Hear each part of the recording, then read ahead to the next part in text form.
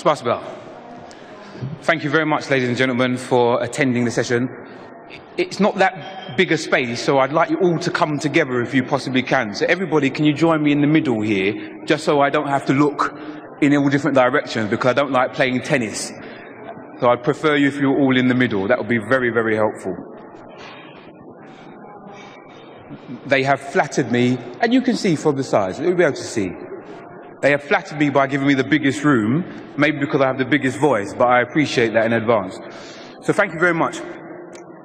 My name's Tim Campbell, and I've come over from London to speak about young entrepreneurs and social business.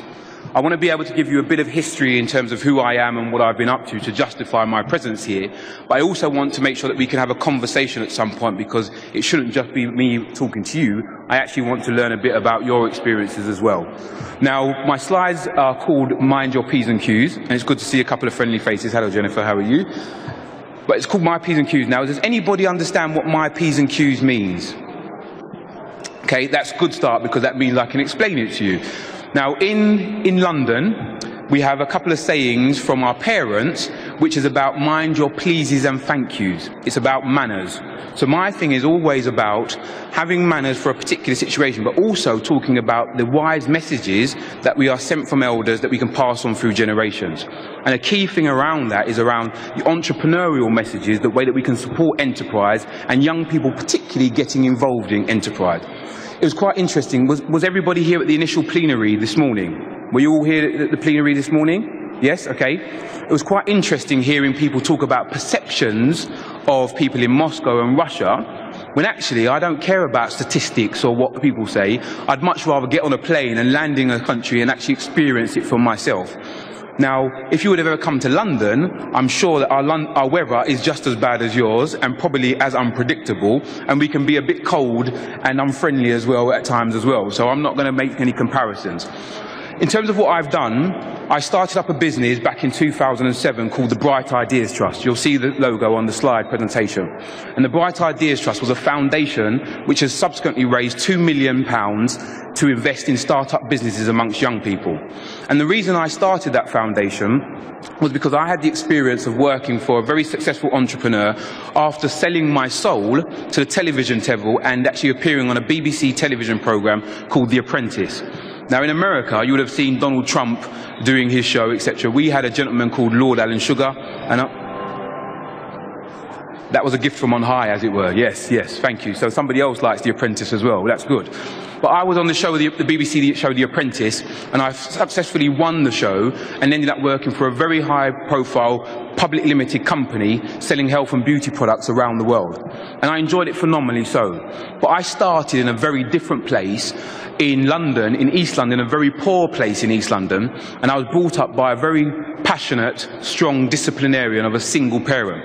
So I had one parent at home who looked after 3 children, and my mum was from Jamaica. Has anybody been to Jamaica in the audience? No? You should go. You have. You liked it? You enjoyed it? Good, we like that, that's good. Not as much diversity, shall we say, but lots and lots of sunshine, lots of sunshine. But my mum had old-fashioned discipline principles, and those old-fashioned discipline principles were, if we ever stepped out of line, I couldn't sit down for about 3 or 4 weeks because of the discipline she inflicted. But there's no point trying to get her arrested for child cruelty. It's because we were very young and very determined, and we needed a focus in terms of what we were doing.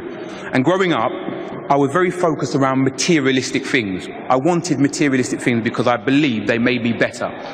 And one of the things I always talk about when I was growing up, I wanted a pair of Nike Air Pegasus basketball trainers. Now, these were beautiful things. They were white. Every boy in the school, when I was going to school, had these trainers, and I wanted them badly because I wanted to be part of the crowd. Unfortunately, my mum didn't have the money to purchase the trainers, and she went out and bought me a pair of Nick trainers with the N-I-K, but with the E missing off the end. I remember going to school wearing these trainers, and everybody laughed at me like some of you were just doing, so thank you very much for bringing that memory back to me, much appreciated. But what I found out, it was the first time I realised I didn't have as much as anybody else. I realised there was a difference between myself and some of my peers about wealth, about the value of money, and about the materialistic things that I didn't have access to. And what it forced me to do was go out and get my first part-time job, where I was working in a house clearance organisation, cleaning cookers. Now, for anybody who's ever cleaned an oven, you know it's not the most glamorous thing to do in the world. But I used to have to do this over the whole weekend, and I was paid £20 every single day. I saved up the money for 4 weeks and eventually went out and bought my first pair of trainers. And they were beautiful white things, I remember them. I couldn't play basketball, but I had to have these trainers. Don't laugh, it will come back to you, it will come back to you. But I had to have these trainers. And they were so precious to me that, you know, with white trainers, everybody wants to step on them because they're brand new. You couldn't step on mine because I'd slap you. They were my trainers. But also, when it used to rain, I used to put plastic bags over the top of them to protect them. They were that important to me. And I remember that it taught me very early on that I could get anything that I wanted by using my head and my hands. I didn't have to steal anything. I didn't have to rob anything from anybody. I could get everything I required by using enterprise as a way to get that. And after having worked on the show and actually set up my own business in the PLC selling health and beauty cosmetics, I wanted to be able to make sure I could leave a legacy by creating a venture that supported the next generation of young people in order to be able to do that. And that's where the Bright Ideas Trust was born. And what we do at the Bright Ideas Trust is invest small sums of money into start-up businesses, but we don't give the money away. We make it very clear to the young people that we work with, who are between 16 and 30, that we want the money back. Because I think the age of philanthropy is dead. I think the age of giving away money for absolute no return is over. I think individuals who are in the position to give away money expect to see some form of return. And what I wanted to be able to do with the foundation that I set up was make sure that we could take the best principles of venture capital and use that as a social business to invest in start-up businesses and teach people how the real world works around Endeavour. I think if you start up a business with charitable donations, you're not giving it the best foundation to succeed, because it's creating an artificial environment.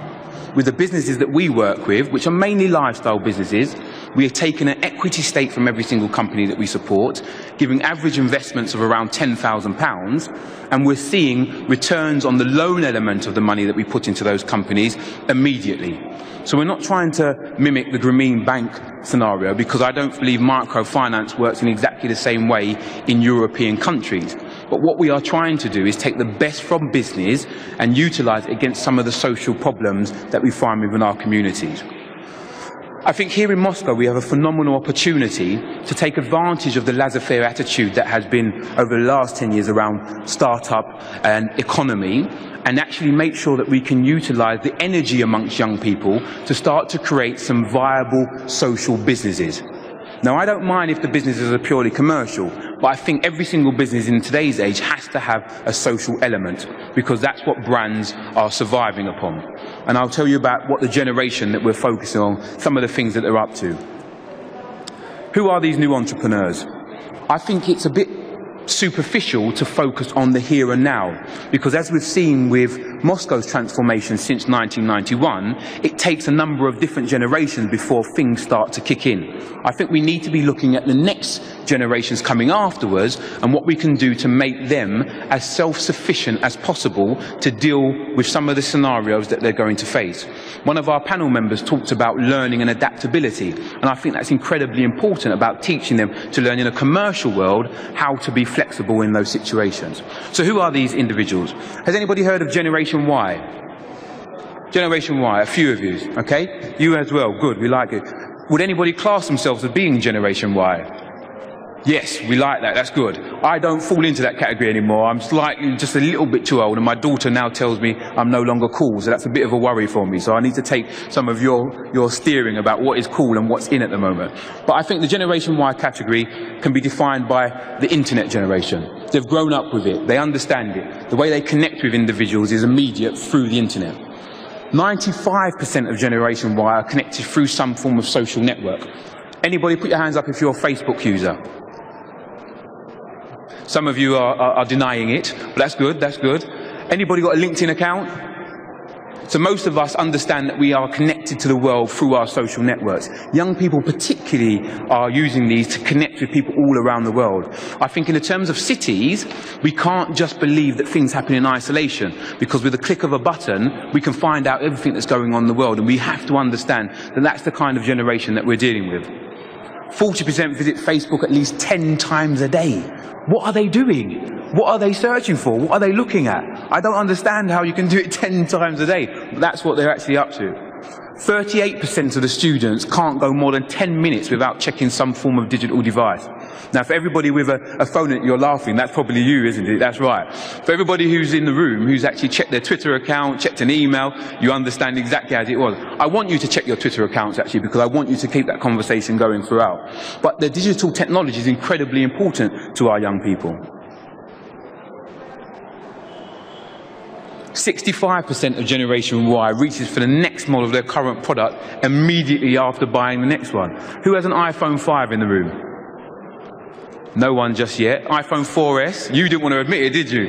An iPhone 4S. And how many have searched a review for when the next phone's coming out? You've probably seen exactly when it's coming out. And you're the envy of the room now with an iPhone 5, so hide that because somebody might want to take it off of you.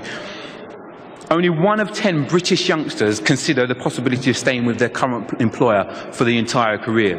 What we're finding in terms of the way that young people are thinking about their jobs is that they're not going to stay in one position forever. There is no job for life, according to our young people. They are looking for the dynamism within our economies to think about what they are going to do next. We have to make sure that the opportunities we're given them, particularly through our education systems, are taking this into account. They have to be taught the skills that make them as flexible in the work environment as possible. And in my opinion, they have to be encouraged to start up some ventures for themselves. Coming from the British economy, where our politicians are encouraging us to work until we're in excess of 75 before we seek a pension, much more of us are having to become like our US cousins of thinking about, can we generate some revenue in some different ways to offset the need to work as long? Young people are growing up with a mentality that they don't want to work forever or for the same person, but they do want to attribute wealth to what they're doing. 58% of Generation Y use Twitter all of the time to communicate. They don't use text messaging. They publicise their whole life on a Twitter account. It's very interesting, me as an employer now, first thing I do, I go to their Facebook, I Google and search them on Facebook and then check if they've got a Twitter feed. It's a way that we can actually find out what our young people are doing. 6 out of 10 of 15 to 25-year-olds think that UK politics should involve youth more often in their policies. I think this is incredibly important to think about because I heard a lot of very, very intelligent people talking on our plenary session earlier this morning. But I didn't hear a voice of the young people, the next generation that are coming through, which I think is a missed opportunity. And maybe that's why I'm in this after session. But I think with the power and the dynamism that we've seen amongst young people, whether that being uprisings around the world or the riots that we had in London, or the fact that they are not willing to settle for the status quo, I think to ignore the young people's voices is a huge omission. Because not only are they going to tell us what is actually relevant in terms of the policies, which will take a number of years to actually come into place, they are also going to make sure that they are the leaders of tomorrow, and if we aren't investing in them, then we're not going to get those same kind of returns. 80% of Generation Y think their free time in terms of their career for global travel and other projects, and 72% of them have specific cause in which they invest their time. Young people are much more socially conscious about impacting the environment that they live in. They want to solve some of the problems because I think the proximity of information has made them much more wise around the world situation and how much closely connected that we actually are. Hence why I have a great emphasis around businesses being social, not just being profit generating. Generation Z. This is the next generation that's following after us. These are the digital natives. This is probably what my son does, because my son, who is 3 years old, can use an iPad better than I can. Just by pressing a button and turning, he knows exactly where the YouTube pages are. Our younger generation are being brought up specifically with information nailed into them. They're almost internet terminals. 2 out of 3 babies under the age of 1 year old are spending an average of 1 hour and 20 minutes a day in front of a television screen. That's amazing. Their whole communication channel is purely through the internet or through some form of television screen. We have time-poor parents who are having fewer children compared to our older generation, but aren't having the same amount of time or interaction with them. Our young people don't go out to play as much as they used to. They stay indoors and they use the internet to communicate with individuals. Generation Z is also currently spending 27% of its time, a quarter of waking time, in front of some form of screen. That's a huge amount of time that they have. But it's also a huge opportunity for us to teach them some messages. It's estimated that Generation Z is exposed to between 30,000 and 40,000 TV commercials every single year. That is a phenomenal amount of data that our brands are putting in front of those. But they are waking up digitally conscious and understanding the power of those brands from an early age. 61% of the parents think that their children know more about the internet than they do. Probably so. Anybody got children in the room? I do. Okay, yes. Your children will probably know more than you about certain things. That's good. I'm glad to say more of you are admitting that. That's good. 75% of Generation Z report multitasking while watching other media. Now, this is a great thing in terms of the way that they can deal with information and their challenges that are in front of those. They are growing up much more visible and able to deal with multiple things as one. 85% of parents agree that their children spend less time playing outdoors than previous generations. And there has been a 50% decline in the number of children spending time outside. The work that's happening with Roxy Park, that's not too far from here, I think is incredibly important, making sure that we get our young people out and being active, because some of the greatest learning can come through play. Each year, British children under 16 spend over 3 billion of their own money. We are investing a huge amount of giving our children more than we had as a generation, but they are spending now, they have their own power force, they have their own spending power, which we have to be aware of. 34% of 9 to 13-year-olds said they'd rather spend their time buying things than almost anything else. So they don't come out of the house unless they want to go and buy a new game for their computer or something else and then run straight back to their bedrooms in order to play it. And almost half of 9 to 13-year-olds agree that the only kind of job they want is one when they grow up that gives them a lot of money. Now, these are individuals who are focused on very materialistic things, but I don't think that's a bad thing. I think we just need to educate them how they can focus that energy. There's been a significant decrease in the amount of time children aged 18 to 11 spend on leisure activities. Has anybody heard the term a helicopter parent? What it means is that you have lots of parents who are much more worried about the academic achievements of their children and are watching over the top of them to make sure that they are the best of the best. That's what they feel is important for their children to get on. But actually, they're not allowing their children to develop and grow to be the individuals they may need to be. So, I want to play a game with you. In the room, I want to see a show of hands who thinks that talent is more important than experience. Okay. A couple of you. Okay. Who thinks that experience is more important than talent? Okay. Who doesn't care? There's a couple of you. Okay, no, I'm only joking, I'm only joking, I'm only joking, I'm only joking. I'm only joking. So, I want you to say the first thing that comes onto the screen here. Now, I apologise that it wasn't able to be translated into Russian in advance, but I want you to say the first thing that comes onto the screen when I play the next slide. Are you ready to play that game? Are you ready to play that game? Good. I have to check for health and safety that you're all alive and no one's died in the room. That's good, that's good. Okay, are you ready? Here we go.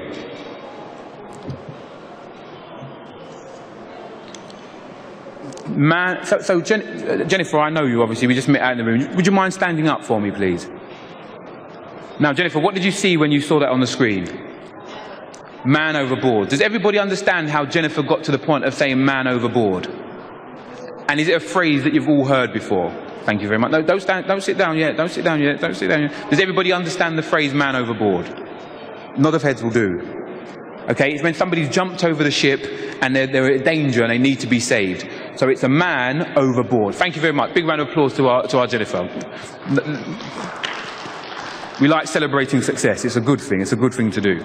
So Jennifer's taught us our first lesson for the day. She is now the teacher of the room, so much appreciated for that, Jennifer. We're going to play the game again. So I want you to say the first thing that you see when it comes onto the screen. Anybody hazard a guess? Not you, Jennifer, you're not allowed. Anybody else hazard a guess? Please stand up for me. What's your name, my friend? And what is your name? Alexi, thank you very much. Now, Alexi, what did you see when you said that?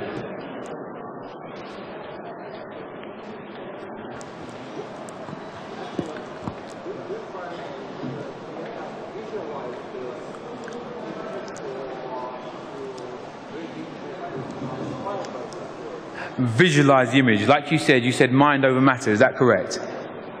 Brilliant. Thank you very much for that, Alexei. So it's correct, it is mind over matter. Now we're going to try one more just to see, to make sure that you are still following where we go. What's this one? What's your name? Natalia. Thank you very much, Natalia. Now you didn't do what everybody else did. You changed it around ever so slightly. Do you like playing word puzzles? No? You're no good at crosswords? You're just very clever. You agree with that one then? She's not going to deny that one.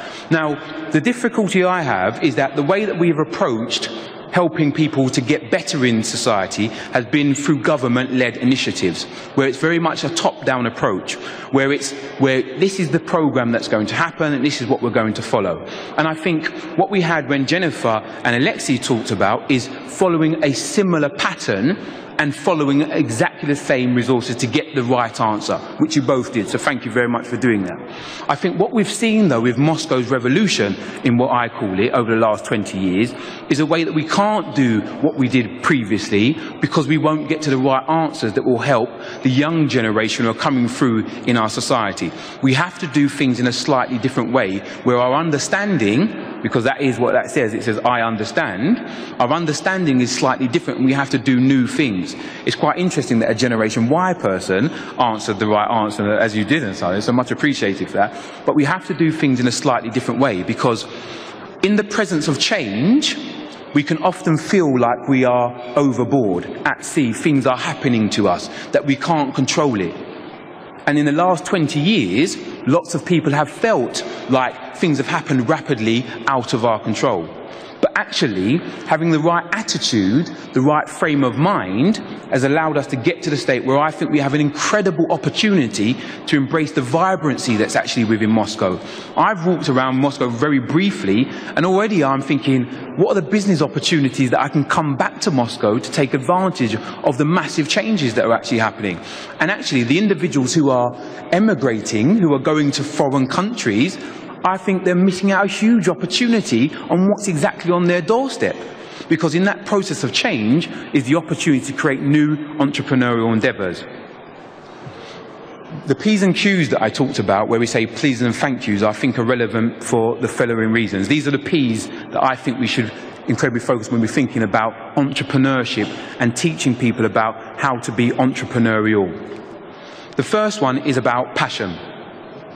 Now, lots of people, when they're talking about wanting to start up a new business or get a creative endeavour off of the ground, they say you have to be passionate. Has anybody heard that phrase before? You have to be passionate about your business. Yeah? A few of you have heard that. I think it's absolutely redundant, and I'll tell you why that's the case. What we do when we talk about passion and individuals who are starting up business, we create this image of usually one man, it's usually a man, who is a superhuman being. Somebody who can take monumental risks, go completely against the tide, and be successful in the wake of every single obstacle possible and still achieve it. Now, who in the room believes that is that person, that you are that person? I know when I hear that story, I don't think that's me. I don't think if somebody was putting all of those obstacles in my way, I'd continue. I'd probably want to go and do something else. And I think we run the danger of, when we're talking about getting people to start up new businesses, focusing too much on the individuals who are passionate risk takers, who are going to challenge every single obstacle in front of those. I like the individuals who are relatively risk averse, who go about their work in a very diligent manner, taking it on board the risks and adapting to the environment, and then doing things very methodically, making sure that their businesses are successful. So passion is important, but not a prerequisite around starting a successful business. The next one is about talking about plans. Now, who, when they're thinking about starting a business, has been told that you have to have a business plan? Lots of people will talk about how important these plans are. And we know with Moscow, you have a plan for till 2025 around how the city is going to be the great mega city of the future. But I'd love to see that plan, to see how ingrained in it has entrepreneurs, the next generation of young people who are going to think about starting up businesses. I think the reliance just on the state to create the environment where we are going to grow is missing out a huge opportunity to take the advantage of the creative individuals who can come up with new business ideas and new models of engagement, which are actually going to accelerate the growth of a country rather than decelerate it. If you look at the major cities around the world, you take London, Tokyo, Shanghai, you take a vast amount of places, these individuals all have a vibrant entrepreneurial sector, which is all around creating new businesses. I'll give you an example of a story. I was working with a firm in the north of England, who the chief executive wanted to be the best hotel chain in the country. And the way that he was going to do that was focus on the customer service percentage points of him and his competitors. And he set out a plan for his whole management team to go out and find a way that they were going to be the best customer service hotel in the whole of the country. There was a gentleman on the board who I was working with who was the chief information officer. He thought this was his time to take advantage of this opportunity to prove that he was much more than just making the website for the hotel, that he could actually come and bring some real value. And what he decided to do was go out and find a piece of software which, when you walked into a hotel, it took analysis of your face, looked at your iris and sent a message to reception desk to tell you if you've ever been to the hotel before. It would then print out all the things that you'd ever had, the room that you stayed in, what was your preferences, and make sure when you were greeted you were welcome back to the hotel. He did the research paper and he put the executive summary together, and obviously when he presented it, the chief executive looked at the front page and he looked at the last page which had the numbers associated with the proposal. He saw that the proposal, in order to put this software in, would cost £2.4 million. You can imagine there was a very short intake of breath, and he threw the proposal in the bin. The chief information officer was incredibly upset because he thought this was a great thing to do. So he started to walk around the reception area a bit depressed at the fact he'd been turned down. And he noticed the receptionist say to somebody when they came in, "Welcome back to our hotel." So he waited till the person had been checked in and had gone upstairs to their room, and he went over to the lady at the desk and said, "How did you know that they'd been back? Have you met that person before?" She said, "No." He said, "How did you do that?" So he said, "Me and the bellboy at the front, we have a plan. The bellboy asks a very simple question when the person picks up their bags and says, 'Have you been to the hotel before?' So it's a little tip, right? Coming back, if the person has been to the hotel, he puts the bags at parallel on the reception desk, and if they haven't, he puts them at an angle. So all the receptionist has to do is have a cheeky little look over the top and say, 'Welcome back to my hotel,' or 'Thank you for coming back for the first time.' £2.4 million saved, percentage points through the roof.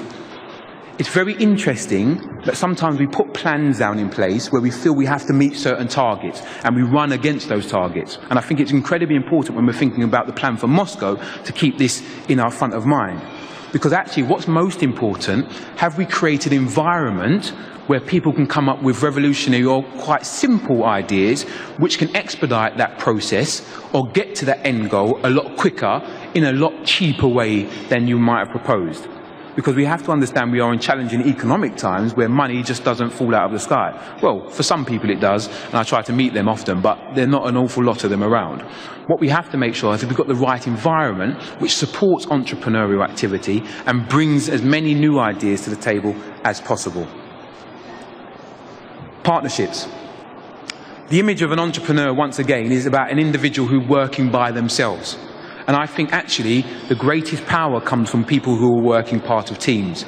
We need to encourage our young people to work collaboratively. Just like was talked about the public and private sector working in collaboration, and with the foundation that I set up, I receive lots of investment from private corporations like banks and other institutions who invest into my fund, who I then go and invest out to in the open market. We have to make sure that we as a country, we, as the city of Moscow, are reaching out to work with as many people as possible, but keeping the essence of what is Moscow. We can't try to morph into something else, and I've seen it in little suburbs in London where we've tried to take on board what works for everybody else and lost the identity and the soul of the place. What we have to work on what we have here, which is essential, and build upon that to encourage other people to come here to start up their endeavours. Then it's another phrase I often hear talked about when we're teaching young people to start business, is about perseverance. Now, has anybody in the room been told never give up? Okay? Have you been told keep trying? It will be all right if you persevere, don't stop. Well, I think everybody who tells you that should be shot. Metaphorically, of course. And the reason why I think that, has anybody ever seen a fly try to get out of a plain glass of window? The fly perseveres. It keeps going to try and get out of the window and eventually knocks itself out and dies on the windowsill. And you see it lying on its back, dead. The reality is that if things are difficult or challenging, we have to be truly entrepreneurial and be tenacious and find different ways to deal with those particular problems. Does anybody sail a boat in here? Has anybody been sailing? No?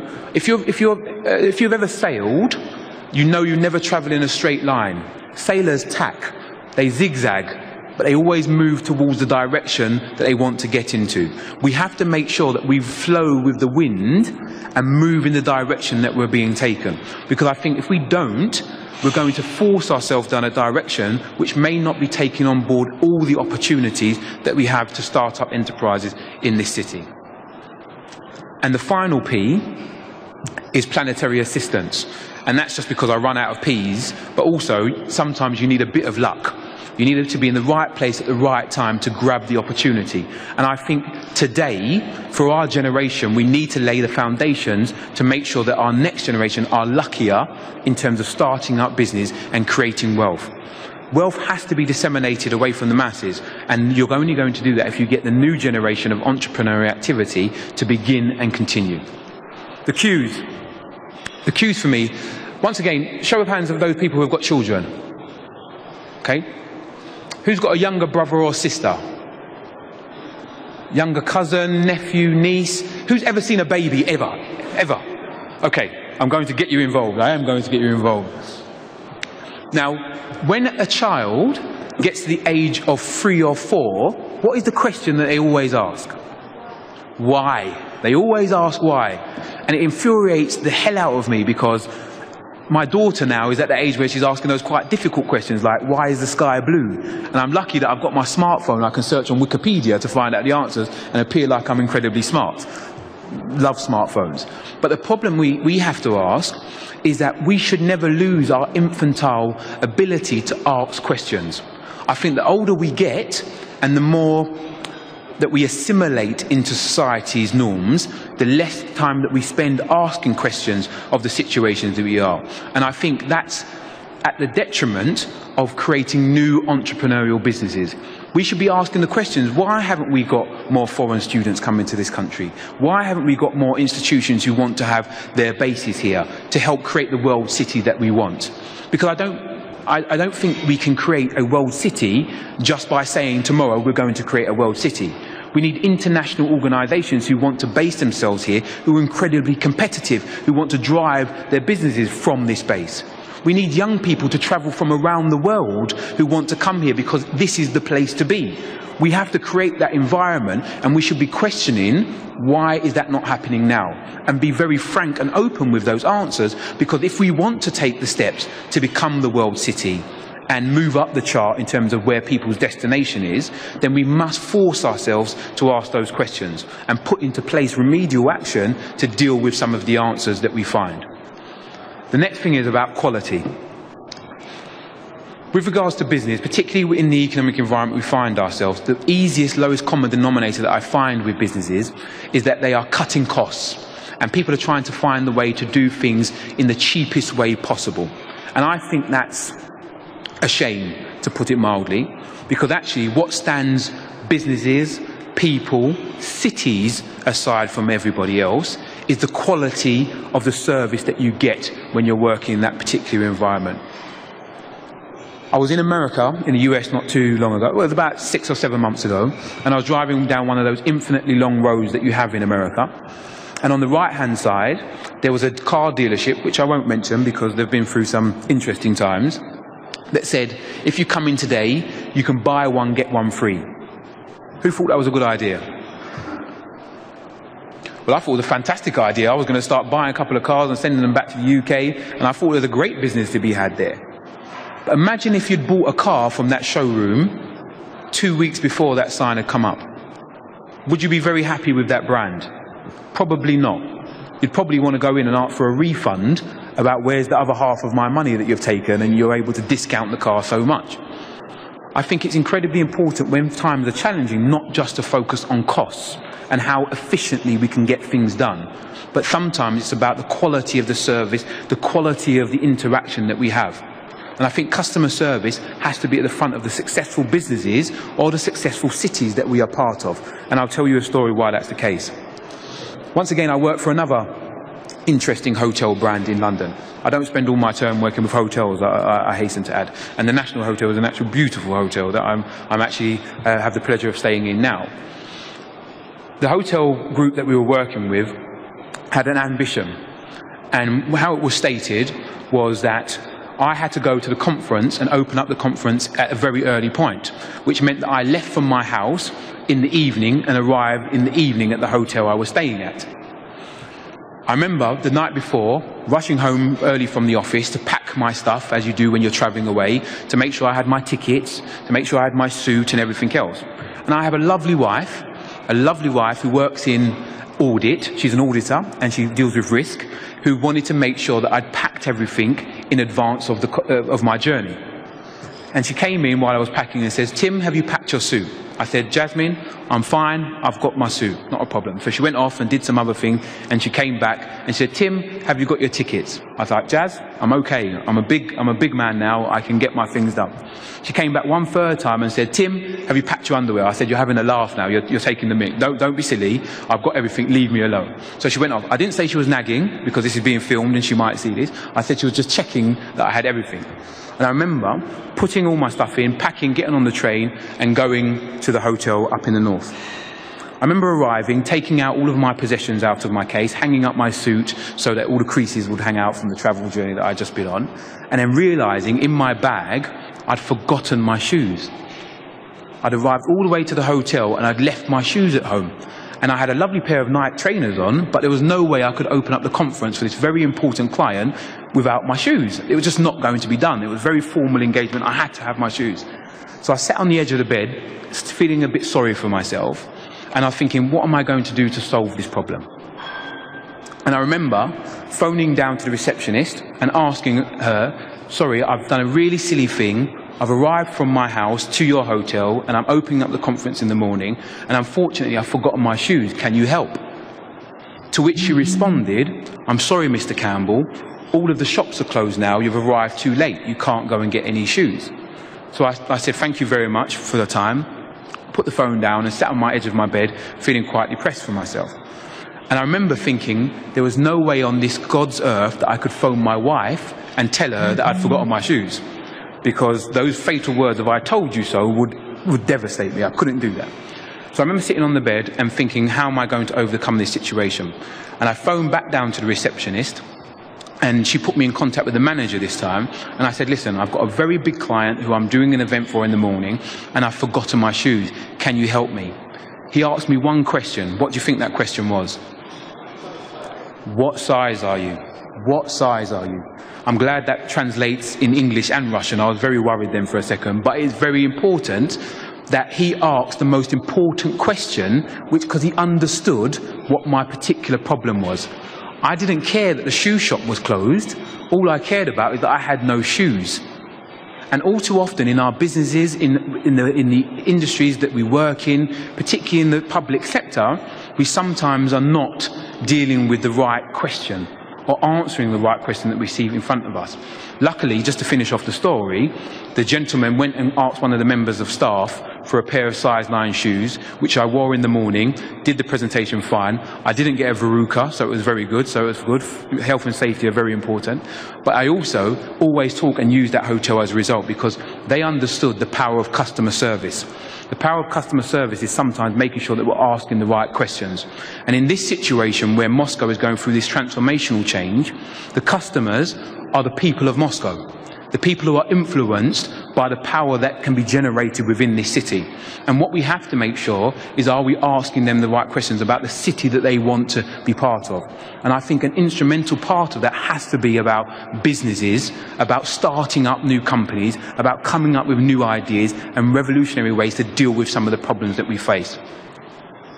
That brings me on to my next point around social business. Has anybody heard about the term a social business? Okay.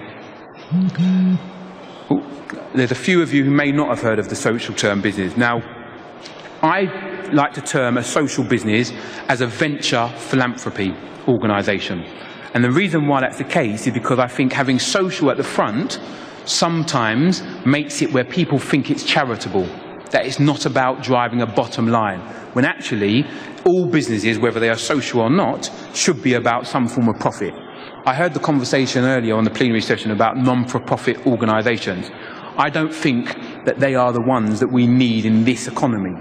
I think every business, whether they make a surplus or a profit, should be there to generate an income, because it proves, one, that the service has value, but then also it makes that your destiny is in your own hands. You're not at the whim of others who are going to support it with investment.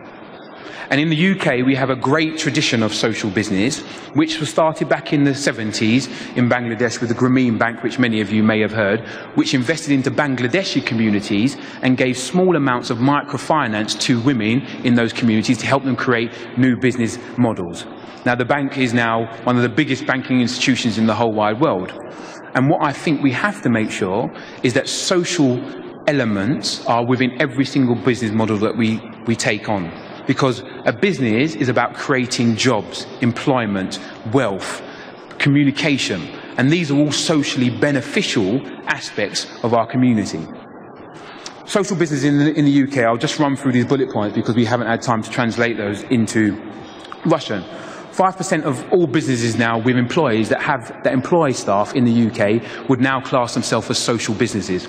This is a phenomenal change in a very short period of time, but I think this is the pressure that we've seen from people around the world, particularly consumers, which are saying that they require a business to have a triple bottom line, which they must talk about profits, people, and the population around where they are.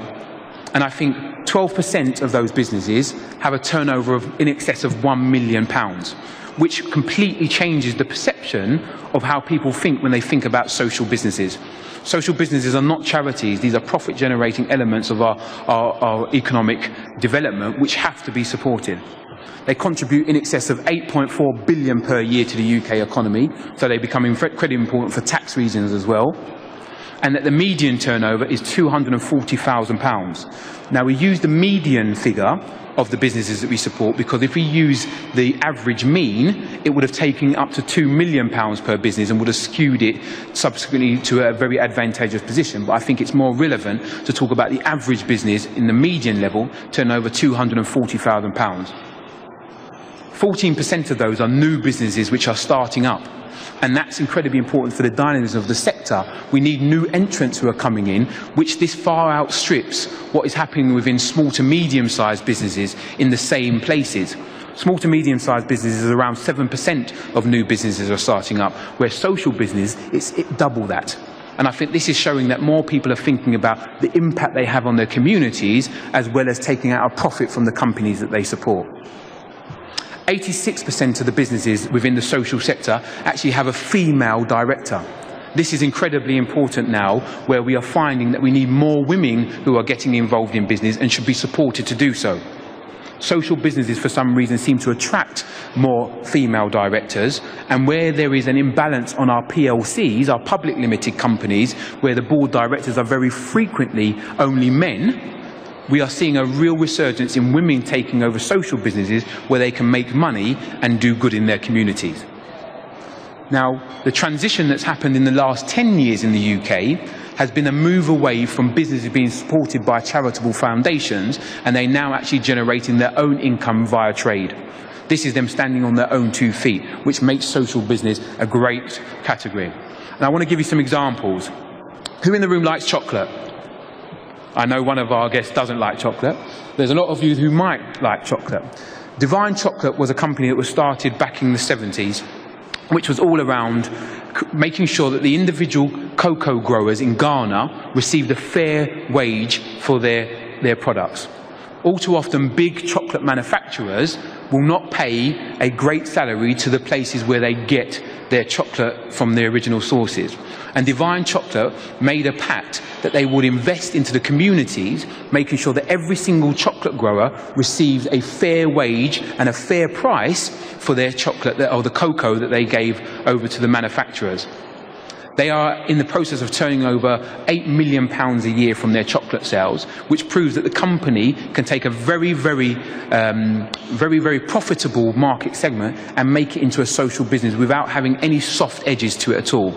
They're completely driven by making as much money as possible, but the reason why they're doing that is to make sure that they can give back to the communities where they take that product from.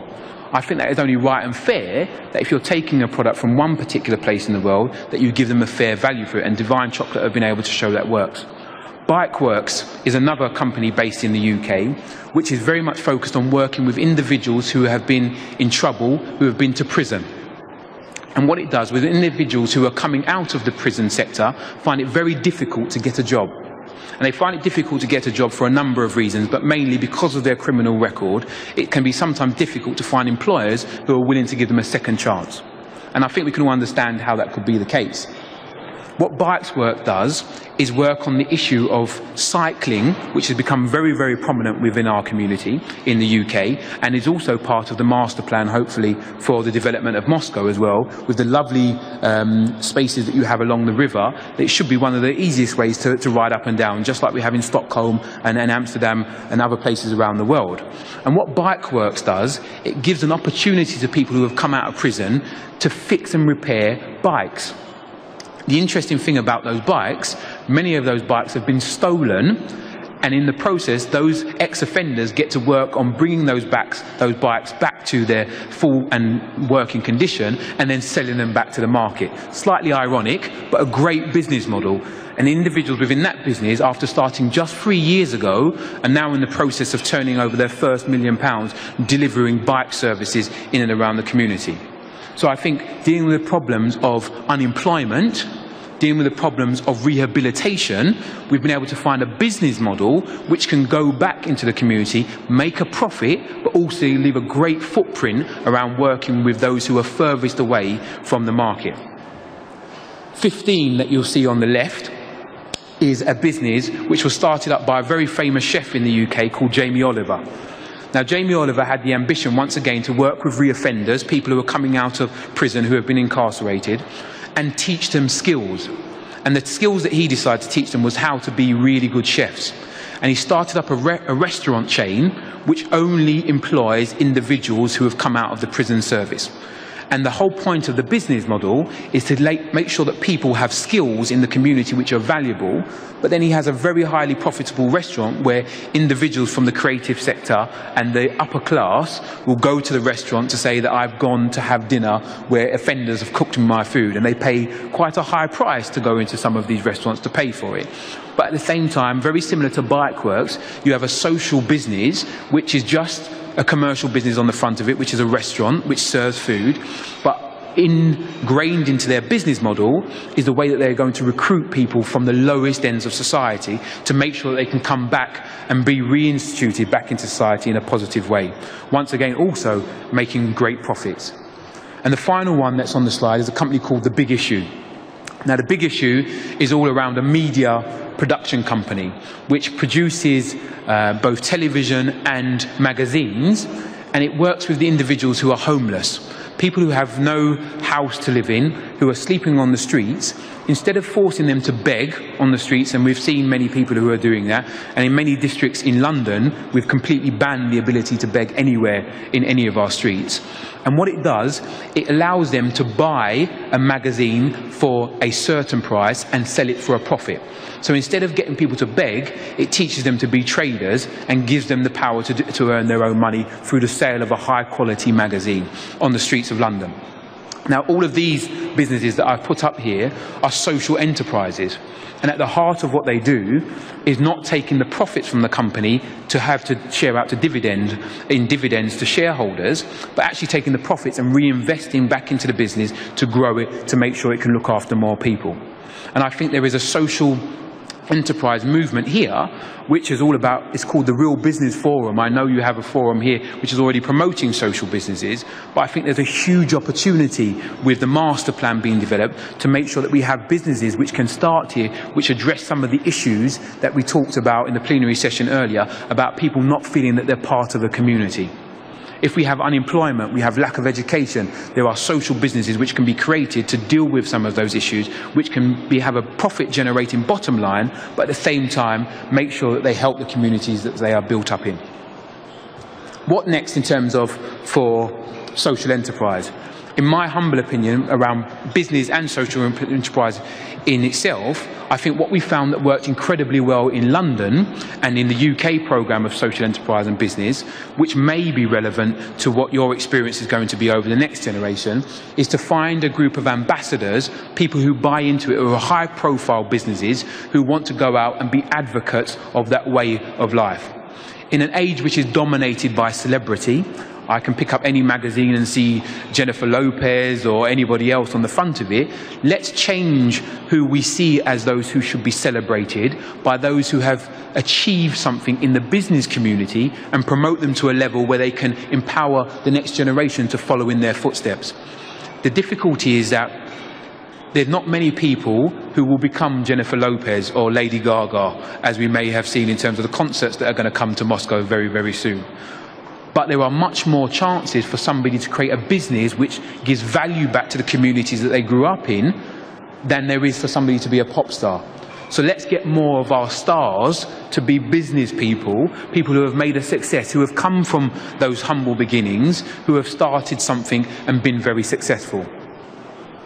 I think we have to make sure that we have more collaboration between the government and the private sector, but not one where it's about how can we make as much money. The conversation should also be how can we create communities where it is something that is seen as worthwhile, where we encourage people to create their own wealth within those communities. My mum, I love my mum, as you can tell from the amount of times I will reference her in my talk, but my mother was a great entrepreneur. She was a great entrepreneur. The only difficulty, she didn't know that she was an entrepreneur, and she never called herself an entrepreneur as a result. My mum had 3 children that she brought up all by herself, and she used to work 4 jobs in order to make sure that we had enough that we needed. We weren't poor. I've seen real poverty around the world, but we didn't have as much as everybody else. I didn't have my Nike trainers, as I remember telling you at the beginning. But the thing with my mum, she had the ability to do 2 things very, very well. The first, she could look at anything you're wearing and sit at her little sewing machine and make it as a garment. And she used to make curtains and clothes and sell it to people in and around our local area. She also used to have the ability to make cakes, beautiful cakes, where she would soak fruit in rum and alcohol for 20 years, liquidize it down and put it into the cakes to make moist, really, really powerful cakes. They were beautiful, but you couldn't drive after having one of my mum cakes because you might crash because of the amount of alcohol that was in the cake. My mum should have had a business called Curtains and Cakes, and she should have been very successful with that business, raising money and making money that way. But she didn't know how that was going to be done. She didn't know how that was going to make a difference to her life. So all she did was make ends meet and make sure she had enough by selling stuff to local people in the local area. I think what we have to make sure is that we have, for everybody in our community who is like my mum, selling little things that they've made or doing services like somebody's hair in the local community, has the ability to learn how to take that from being a small business, which is not structured, to grow it to be a fantastic business which they can sell and create wealth from. That is the environment which I think young people are gravitating towards now. They want to be able to know, how do I create wealth? Because when they're driving along the road and they see a lovely Mercedes car, why should they not want or aspire to it? But rather than going out and find other ways to go and get it, let's teach them how to create businesses which create wealth, where they can have the option to create the big cars or the big houses of the future. The next thing is about finance. The key difficulty for most businesses starting up in Europe is about having access to the right type of finance at the right time. Most businesses will tell you when they're starting up, they will go to friends and family to find the resources to start up their businesses. But what's What do you do if you do not have the friends and family to start up a business? If you do not have the means to go to your auntie or uncle to help you put £5,000, £10,000 into a startup enterprise, but you've got a fantastic idea? What we need is more organisations like the one I started, which will invest those small sums of money, particularly when our banking sector is not at its best, where it's not the greatest friend of small and medium-sized business, where we can find different places where finance can be given to start-up businesses to help them to grow to that next level. And the final thing is, I think we must get back to the grassroots of working with those Generation Z individuals, the digital children that we saw beforehand, and teaching them as early as possible what it takes to create a business. Because I think we are doing a great disservice to our young people if we create an environment where we are part of a capitalist society, where we know how money works, but we don't teach it in our schools. We have a fantastic program in the UK which has spread now internationally, which is called Young Enterprise. And what it does, it takes individuals who are 15 and 16 and it teaches them for a whole year how to run a business. And you do it within a school environment, you do it as part of a team, you pick a chief executive, you pick a marketing director, you pick a finance director, and you have to go out and start a business. And by the end of it, you are judged on whether your business has been successful by the turnover of that company. And some people never go near a business again. But we know there are a great proportion of those individuals who are inspired enough by understanding what it takes to start up a business, who will then go off to be the wealth generators of tomorrow. And if we want our city to be the mega city of the future, I think a key element has to be an education system which teaches people about how the world works, and particularly how money and capitalism works. Listen, it's been an absolute pleasure to have the time with you today. Spasiba. That's my bit I'm learning as I go through there. I'm getting better and better, but I can learn more from you in terms of my Russian as it develops. I really want to leave the message that we have the ability now, with the changes we have within Moscow, to make sure we leave the greatest legacy of all. And the greatest legacy of all, in my humble opinion, is that we allow our young children to dream about what's possible. And we put a framework in place which allows them to make those dreams a reality. So whether they want to be the greatest teacher in the world, or they want to run the next big petrochemical gas company, we have to make sure there is a framework, a platform, which allows them to have those dreams, which can go off and become the successful endeavours of tomorrow. Thank you very much for listening. Much appreciated. Now, I know we have a little bit of time. Is that right? Well, maybe not, actually. I didn't realise how much I spoke, but I'd love to take any questions from the floor, if there are. And what I might do is put my... If you can come up and ask. Fine. Thank you very much for your inspiring lecture. And I think you present a very interesting vision, which is not yet come true. And there are some obstacles which I see between the people who are doing business entrepreneurship and the people who want to do social entrepreneurship. Mm-hmm. There are significant differences in the way that they are thinking, because the people who want to do business entrepreneurship, they see themselves as a kind of rich people, and the way our society works. And the people who are social entrepreneurs, and they are more like from non-governmental organizations, there are few, not so many of them comparing to the business people. So how to make the people, social entrepreneurs, become as popular as business entrepreneurs in terms of when the environment are not very friendly for this? Thank you very much for your question. I think both sides are right and both sides are wrong, and they have much to learn from each other. What we found when we first started the social enterprise program in the UK, supported by the UK government, was that lots of social entrepreneurs came to the table as if they were angels, as if they were angelic, they were righteous, they were the best because they had a business that was focused on doing good. And just because they were going to do good, they saw themselves as better than any dirty commercial business that just wanted to make money. And this divide was actually ridiculous. It was a waste of time, because actually the social business has much to learn from a profit-driven enterprise, in that the focus and detail of attention from a profit-generating business, when combined with a social issue, can be phenomenally powerful. And some of the examples I gave earlier show that. But then also commercial businesses, which are purely driven for profit, have much to learn from social businesses which are giving back to the communities they take from.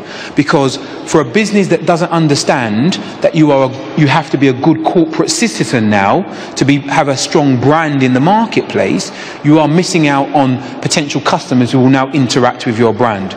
We found from our survey, when we're talking about social enterprises, that 45% of customers would make a decision on a purchase based on the corporate social responsibility program of that said company. It's becoming more and more prominent in decision-making processes when people are deciding what they want to do. There was an interesting story about Nestlé chocolate and the work they did in Africa around baby milk, which dissuaded lots of people from buying the Nestlé brand for many, many years. And there are many people in Africa who will never buy Nestlé chocolate as a result of that one particular thing. So we have to be very aware that businesses, whether they are social or not, in order to have longevity, have to make sure they have a way that they're going to be sustainable. And an element of sustainability is about money, cash flow into a company. So therefore you can't ignore profit and the profit-driven principles. But at the same time, profit-driven businesses which want to make lots of money cannot forget about the social aspects of what they do, because they interact with people from communities and the people that they work with. So I think I don't see them as different. All I see different is what they do with their profits, or what they decide to do with their profits. The underpinning has to be a business model which works, which adds value, which makes people's lives slightly better. The different environments are about how they get money, who's going to support them, but I think both sides have a lot to learn from each other.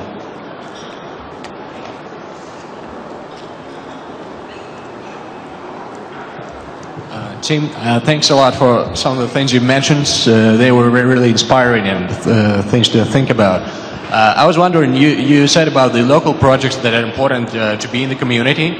At the same time, you mentioned that it's important to look at things as an investor, which I think you do. In an entrepreneurial environment, in a startup community, most of the investors, they're looking at large exit points, at global businesses that can grow out from local initiatives.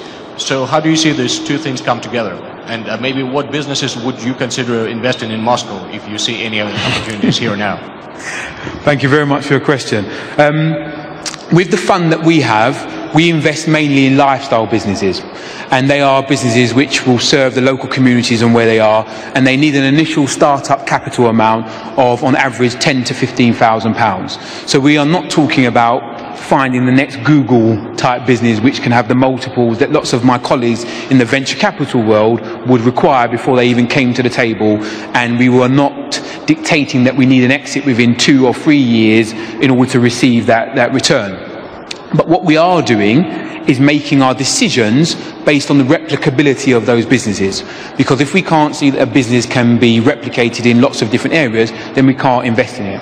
If the business is not going to have any scale where it will employ more than 2 people, then it's not a business that we can invest into. So we have some criteria which is similar to our counterparts in the venture capital world, but at the lower end of the scale where we are, at the very risky end of the scale we are, we know that we will lose 60% of our investments totally. Financially, 60% of our investments will turn to actually nothing. And we've now trained in excess of 5,000 people since 2007 in what we've been able to do.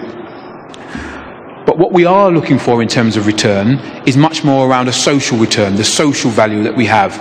And it's things that can't be measured as easily on a spreadsheet, but can be measured in the way that we do. And that is about what impact have those individuals had on their communities, what impact has that had on the individual in terms of the self-esteem and confidence that that person has. And even if the business does fail financially completely and we lose all of our money, has the person been made better that they can go back into the world of work as a better employee? So actually, we are in a much more enviable position than lots of our corporate investors, where all they can be rewarded on is the return on their investment. our return is much more broader in terms of the things that we're looking at, because we are working with individuals who are much further away from the employability market. So the Bright Ideas Trust takes individuals who have to be not in education, employment or training. So you are unemployed, not doing anything at that one particular time. And working with one of those individuals and giving them the employment of self-employment, where they can create their own job and jobs for others, saves the Exchequer, our Chancellor of the Exchequer, our economy, over £600,000. And how we get to that figure is that individuals who are unemployed are more likely to be depressed, who are going to use the National Health Service for services, who are more likely to be involved in antisocial behaviour and criminal activities. So by taking one person away from that environment, we are saving the Exchequer £600,000 as a result. So our business case of investing into those who are furthest away from the job market, those who are seen as the lowest of the low, is actually a brilliant place to be.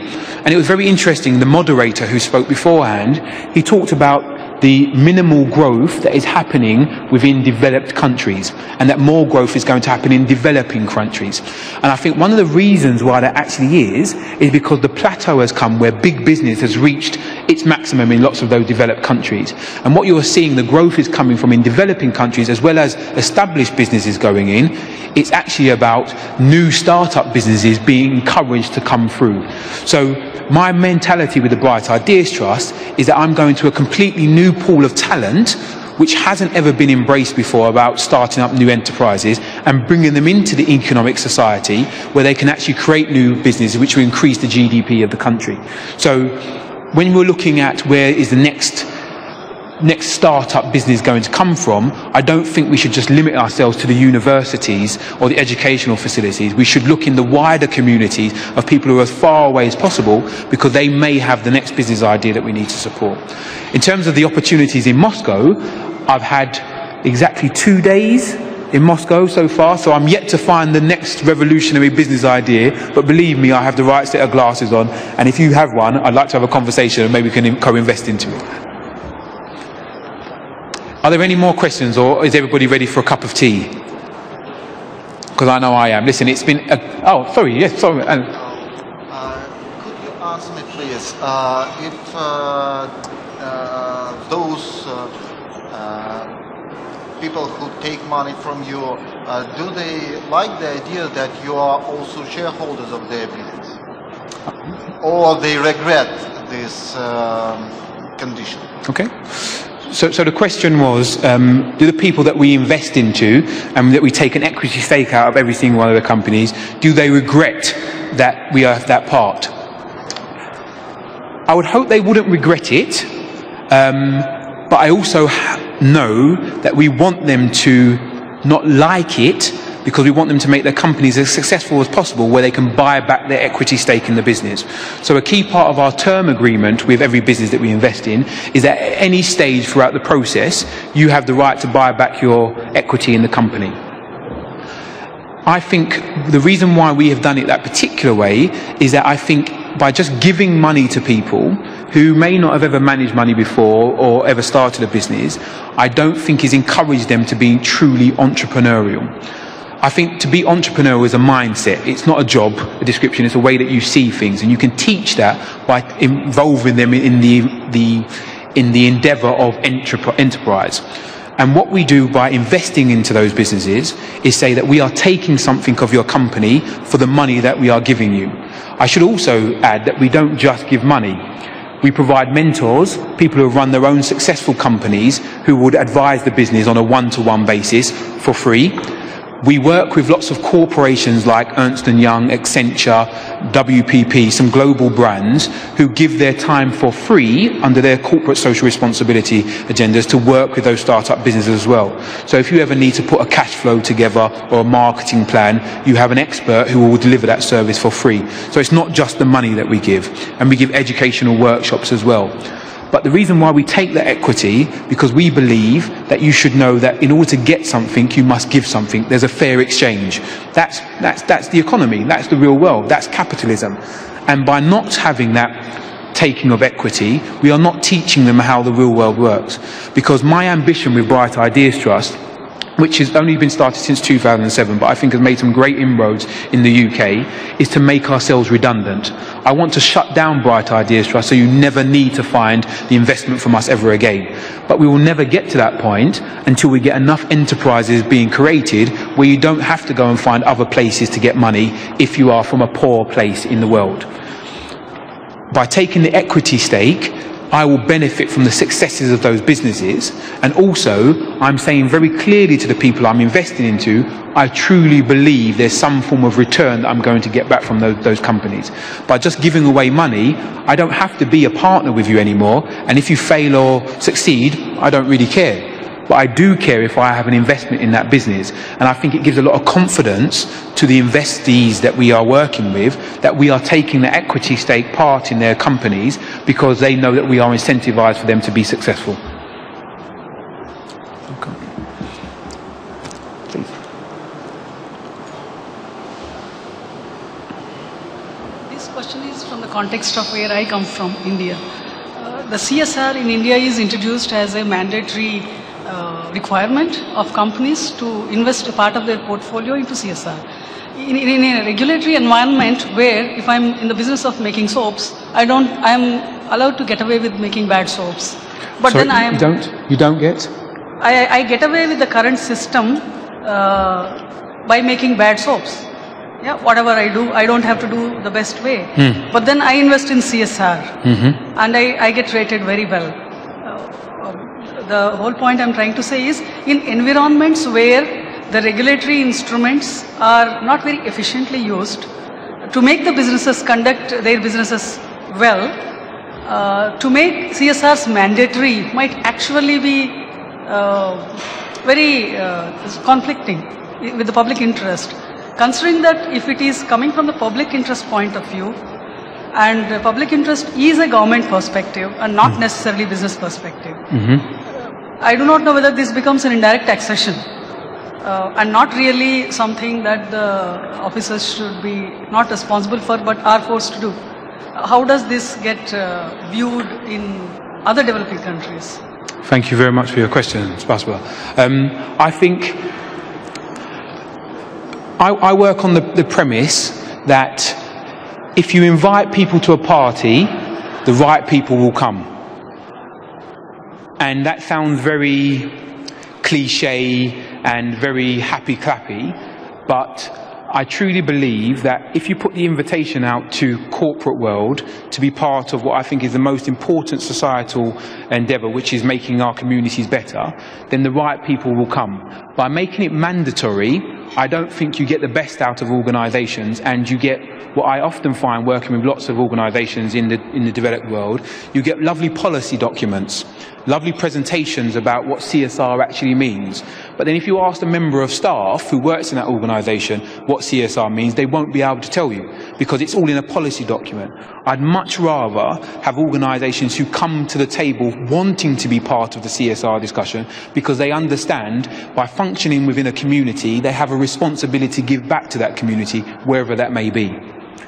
I think it is also, I totally agree with you, it's definitely conflicting with a purely commercial business to force them to do CSR. Because actually, most companies are set up to make a profit for their shareholders. That's the basic premise of most companies that are set up. However, that alienates the individuals who work within those companies who have hearts and minds and passions and desires.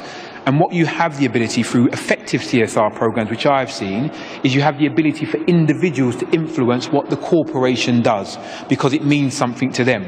So, for example, working with the likes of Accenture, who we've done a huge amount for in the UK, and I know they do a lot around the world, Accenture have the ability where you can have a number of charity days where you go out into the community, but also you have a nomination service where you can nominate charities days which will be in receipt of funds from the organisation. And what you'll find is that organisations which have a voluntary CSR programme actually give more money, more time than those who have mandatory systems in place. So I think the evidence is quite clear that I want to invite the best people to the party. I want to invite everybody to the party. Every business in the world should have a CSR program which they believe in. But I guarantee you only certain ones will come and take that invitation, and they will be the best ones, in my humble opinion. Trying to force a horse to drink from water never ever works, no matter what country you're in. Thank you very much. Thank you. Enjoy your lunch.